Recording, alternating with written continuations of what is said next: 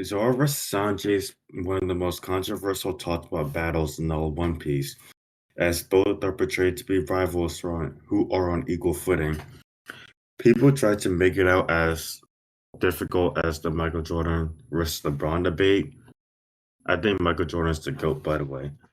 However, the answer is as honestly as easy as 1 plus 1. I mean, what is easy as in choosing the victor of this match? And FYI, the result isn't close, like at all. Hey guys, it's Cosmic Trinity and I'm back with the One Piece video. Today I'll be going over who I think wins between Zoro and Sanji, and the main question is, what would happen if two of the strongest members working under the Straw Hat Pirates Captain Luffy were to go at it?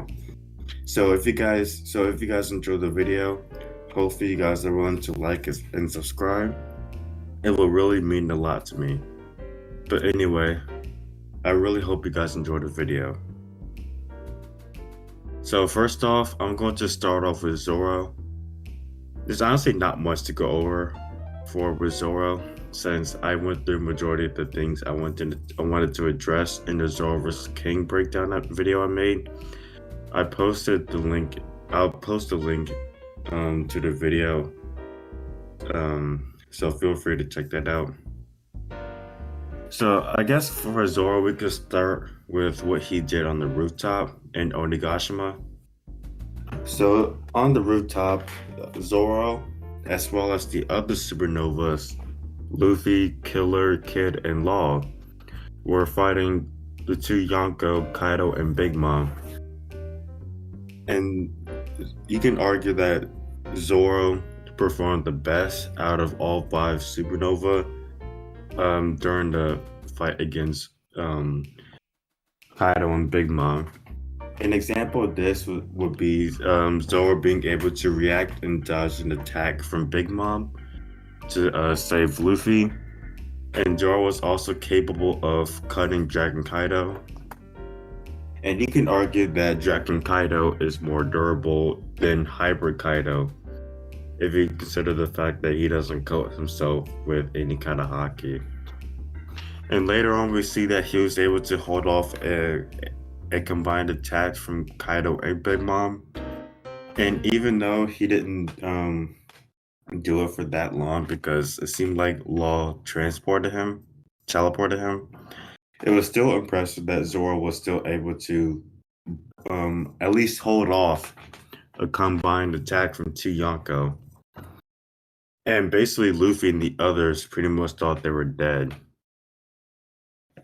And after that, Zoro with essentially 30 broken bones in his body, was able to clash with Hyper Kaido and even outpace him. After he outpaced him, he makes Kaido cough for blood and even permanently scarred him. And keep in mind, this is before he awakened Advanced Conquerors.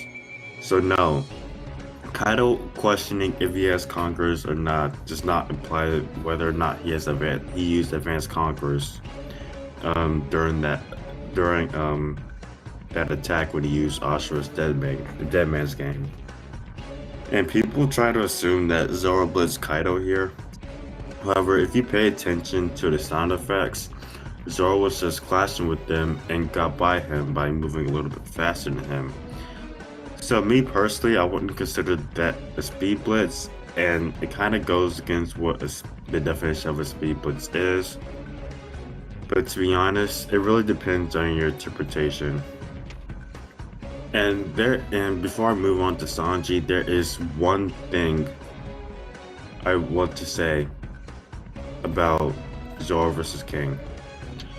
And this will kind of be important later on when I bring up Sanji. So Zoro was able to block an attack from Flame Off King right after King vanished from Zoro's naked eye. As to why I'm mentioning this now, it'll be important later, so just keep that in mind. And I guess now we can move on to Egghead. Although there really isn't much to address besides his fight with S-Hawk.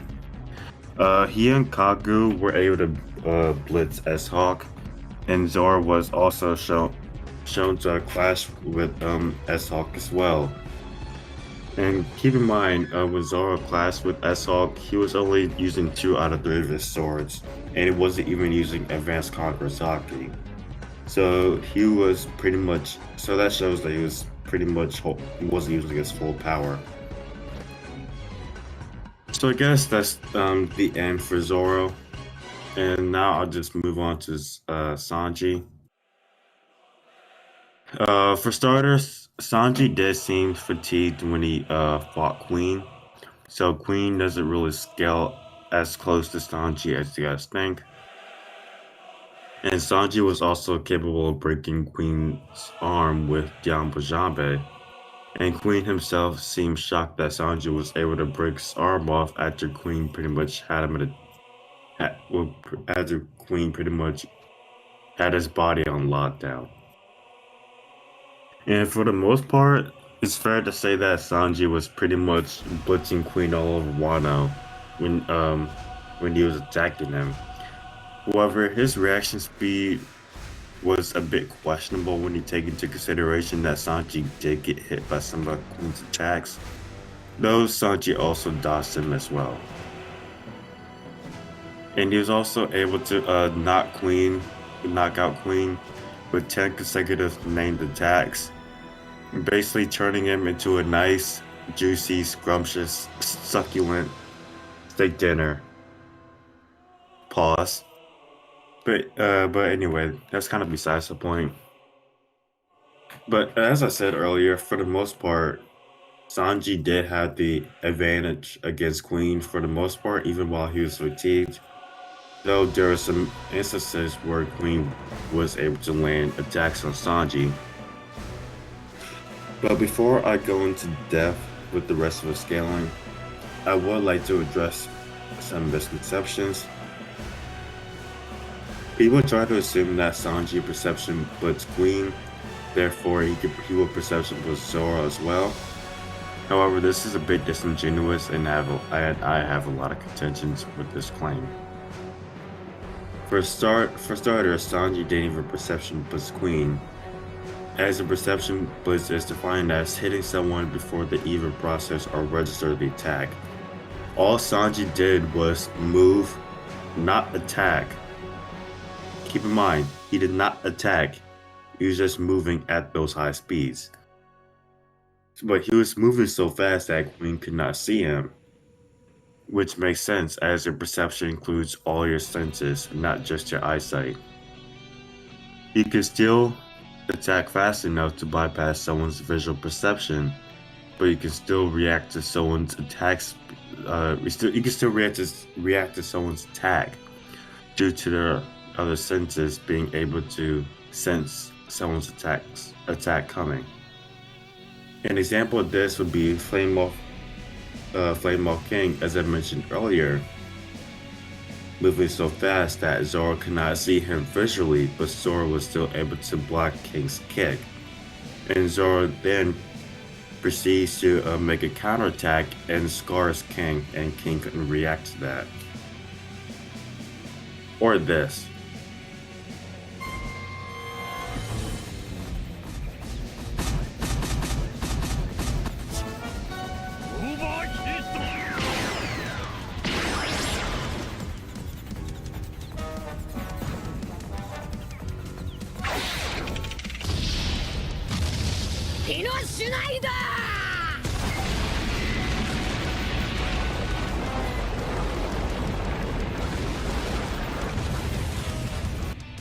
That last scene may not have been the best example, but I really hope it gives you guys an idea of what I mean by visual perception being different from reaction speed in general. And the next thing I would like to go over is that essentially what Sanji did to Queen you could just chalk that up to movement speed, as he was just moving at those high level speed and didn't even attack or fight Queen at that moment. So it wouldn't necessarily scale to his attack nor combat speed. And Queen was also able to visually see Sanji in base and when he was in Diablo Jambe anyway, just fine when he attacks. And even if you want to make an argument for that being attack speed, you would have to prove that Zoro and Queen have the same speed as the reaction, attack, or combat speed. And it usually depends on how and having a higher speed will also depend on your perception as well, because the higher your speed is, the higher your perception is as well. And it's pretty common in different series, based for the most part. But yeah, you will still have to prove that. And people, and while on Egghead, I do want to go over some things as well. People try to assume that Sanji blitzed S Shark. However, you can clearly see that S Shark was off guard, as S Shark was just attacking Nami, and Sanji just came in and attacked him. This happened not once but twice. And not once but twice, again, he did not do any damage to S Shark either. Even when he used the Ambajambe, he did no damage to S Shark. So he's in the same boat as Zoro and even Luffy as well. None of them, keep in mind they both should be holding back. None of them have done any damage to the Seraphim when they have their flame on their back.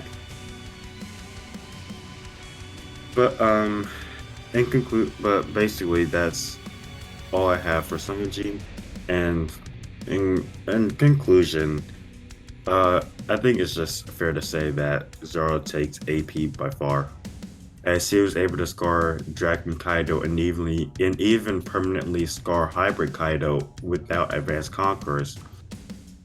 And after him awakening Advanced Conquerors, that'll just scale his AP way above him before having Advanced Conquerors.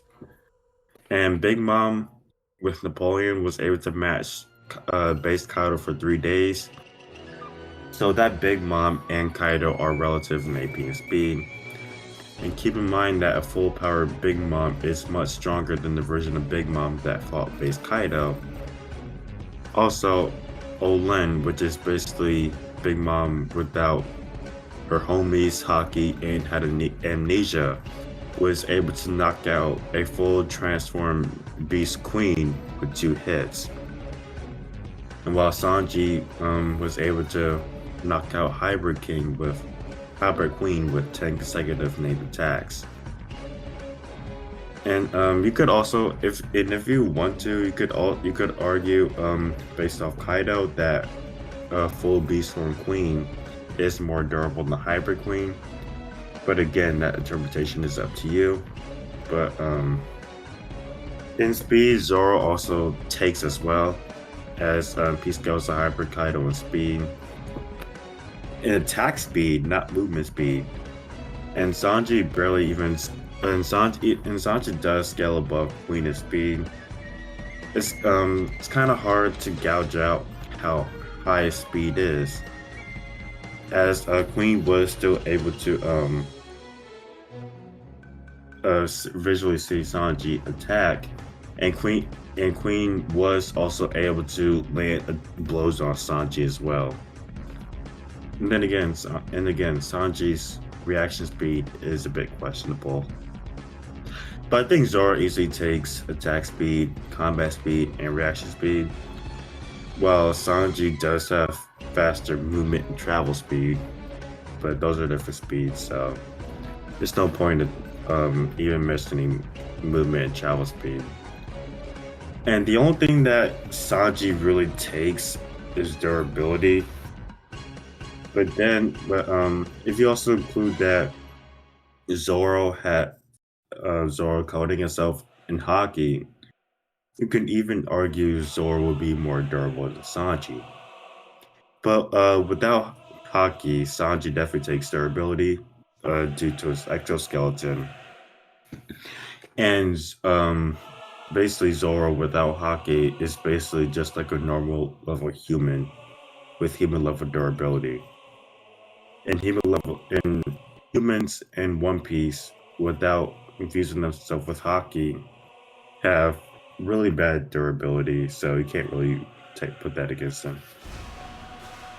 And in all honesty, you can use the cover page to argue that Zoro is stronger anyway, and this is backed up by Oda, who said that in SBS 102 that Zoro is the second strongest member of the Straw Hat Pirates. But in all honesty, you don't really even need to use that.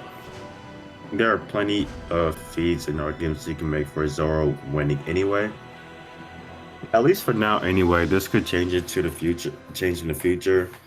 But if Sanji does fight Kizaru solo, then I do think it will help Sanji close the gap quite a bit. But will he surpass him after that arc? Probably not. But it all depends on how it goes. Hell, even Sanji and Zoro together could fight Kizaru, or Zoro himself could fight Kizaru. Who knows? But I personally think it'll be both of them together. And it's also kind of my bias because I would like to see both of them fight together, especially since they're always at each other's necks. So it'll be nice for both of them to be able to cooperate for once and fight together. I would really like to see that. And there is also a possibility of Sanji being Zoro's equal at the end of the series. Will that happen? That's a huge possibility, and I think it could. But anyway, that's the end of the video, and I hope you guys enjoy it. And if you did, feel free to like, subscribe, and turn on post notifications. If you disagree with some things I said, feel free to comment. Just keep it civil and be respectful, as I would like to treat you guys as adults as well. But anyway, thanks for watching the video, and I'll see you guys later. Peace.